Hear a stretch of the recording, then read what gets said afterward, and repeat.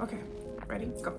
Hi, it's Amina Mehdi, and I'm here to share my founder story. And I'm really happy actually to be doing this because I feel like if anybody out there hears this and is going through a tough time or, relates to my story in any way, I hope it's going to be helpful. So I was born in the US, but I spent most of my life growing up in Dubai. And I'm originally from a fantastic country called Azerbaijan, from the capital, Baku. It is an amazing place full of, warm people, rich culture, an amazing history, and fantastic food. Ever since I was little, I was always a creative person. I remember ever since I was 6, my mom has been taking me to art and painting classes every single week, right? So I would have these painting classes every week, and I've pretty much stuck to that ever since I was 6 and just kept painting and painting and painting and making all this fine art. I've always had that side to me, but even through my high school years where I was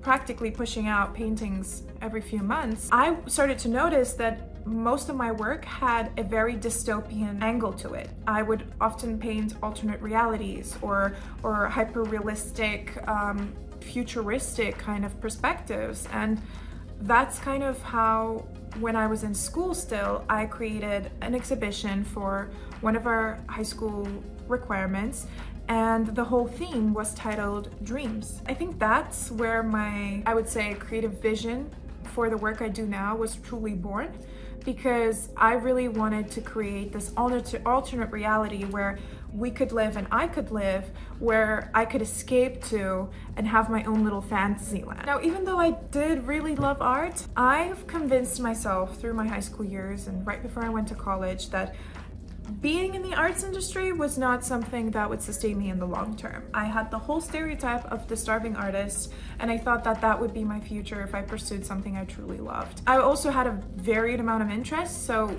up until senior year, and I would even say even in college, I didn't really know what I wanted to do because I had a lot of interest in different fields. I loved taking biology classes, I was interested in technology, I of course was passionate about art and management as well. So I really kind of didn't know which angle to take and was very, very confused for a long time, not really knowing what I wanted to do. I decided to apply to a business management program that I essentially studied economics. And looking back, I hated math classes and I never even took economic classes. So once I went to college to study that, it was a difficult transition. But I'm really glad I did that in hindsight, because when I moved to Bocconi in Milan, I really, was placed in the most perfect place for me. Milan is an amazing place. It is a fantastic city. It has so much culture, history. The lifestyle there is amazing, and you really do learn a lot more than you would expect, especially outside the classroom. While I was in Milan, I never really had a passion for fashion, but when you are in Milan, it's almost an inevitable part of your life, because the city truly treats fashion as a lifestyle, not really a luxury, right? So when I was there, I even till now remember how during my first year, I was able to sneak into the backstage of a Max Mara show for the spring-summer collection.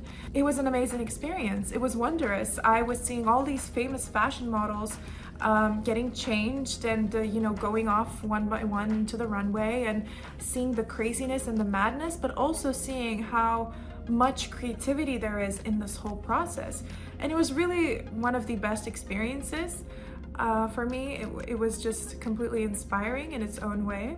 Shortly after I went to college, it was a weird time because after my first semester, lockdown hit, COVID hit, and the world shut down. So I had to come back home, and it was a difficult period for me because I was very much looking forward to going to university, being out in the world by myself. All of that pretty much shut down, and I had to be confined to my room in my house, and I couldn't even leave.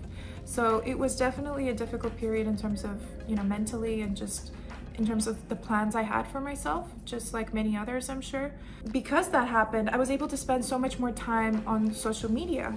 And that's how kind of I got in touch with NFTs. I started to, spend more time on Twitter and got to know all these projects that I saw at the time. It was a big hype. I saw that there were actually big communities and people being really, wanting to be a part of something bigger than themselves and connecting in a completely different way.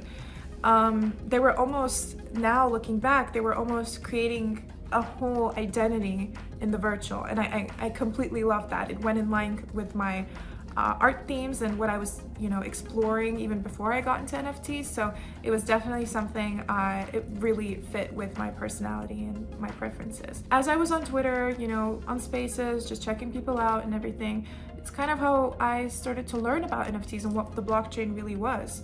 I read a bunch of different articles, watched YouTube videos, pretty much any information I could get my hands on. Yeah, and by the time I was graduating and when I went back to school, I got a couple of jobs while I was working, while I was studying. I was also working at luxury accessories companies, other brands, and mostly in the creative sector, in the luxury sector.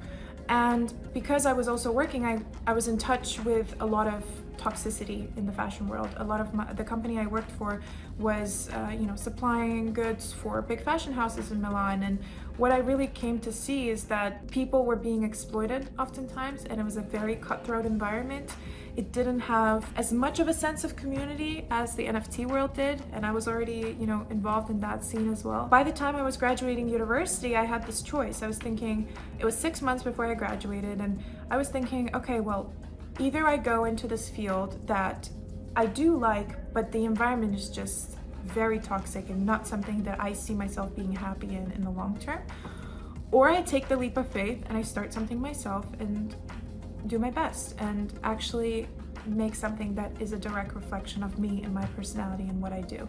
But I was so dedicated to this, and I thought that, if I do something like, which came to be Crown, if I do the digital fashion, it just opens up new doors. It is something so fantastic. It is a completely new field, for me at least at the time. And I was so enthusiastic. I wanted to try something new, and I really believed in the Web3 world. I still do.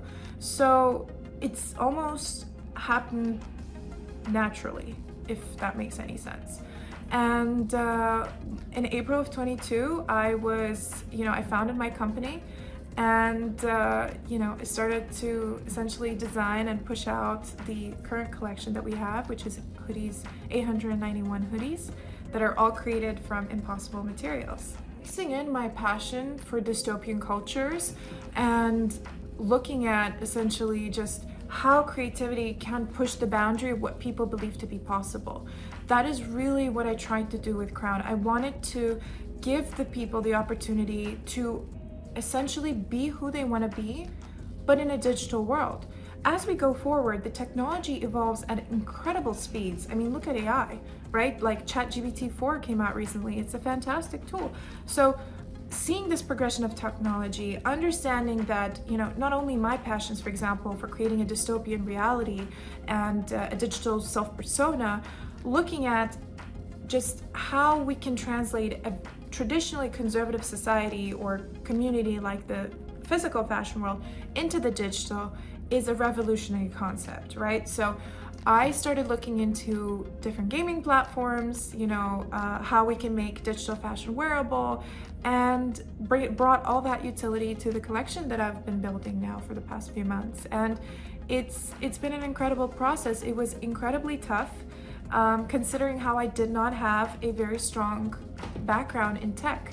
I mean, my tech knowledge started and ended with my computer science class in college, which was quite limited, but I did take the time to learn the programs, understand my way around them, and pretty much make sure that I had a well enough awareness to continue doing what I really wanted to do. I didn't know how it's gonna be. I have people asking me sometimes like, oh, well, you're doing so well, but what was it that made you brave enough to do it? And, to be 100% transparent, when I was thinking of, just making that jump and starting something myself and just going for it, I didn't know how it's going to be. My only thought in my head was, what do I have to lose? And then I just took my chances and I thought, well, if I don't ever try, then I already failed. Right? If I wanted to do something but I never tried it, then I failed. But if I did try and nothing went right? Imagine imagine you try something and it does not go in any direction, doesn't progress, and it's the worst case scenario, right? Well, at least you can go back and say, I tried. And that's already more than a person who wants to do something and never gets the courage to do it. So having that thought in my mind, I thought, okay, this is it. This is my chance. I'm gonna do it. And you know, this is the age. I mean, I'm 22 years old. This is the time to be experimental, to try all your passions, to do what your heart tells you to do, and just go with it, right? And figure it out along the way. So ever since April, I mean, I've been working on the project since January 22, but ever since April is when things got real. And I was able to pretty much, you know, get in touch with the community in person, through events, speak at multiple different events. And it was an amazing experience. So looking back, I mean, I'm thinking, wow, imagine I never did that. And all of these events in my life would never have happened. So what is Crown? Crown is a gamified luxury streetwear brand creating fashion for the metaverse and virtual worlds. And I'm very proud to be talking about it. This is pretty much how I got to where I am today. I could talk about this for much longer than I did today, but I feel like that is a good overview of who I am, how I got started, and why I do what I do. But yeah, check out Crown. We're on Instagram at crown_studio and on Twitter with the same username, and also on Discord. So expect to see some cool stuff coming up. We're partnering up with a very cool projects with Metaverse Fashion Week coming up, Women in Web3 event coming up where I'll be speaking at. And also you'll be able to try a few limited edition collections that we'll be pushing out for NFT NYC in April, and also for Women in Web3 event. So check that out soon and stay tuned for more, everyone.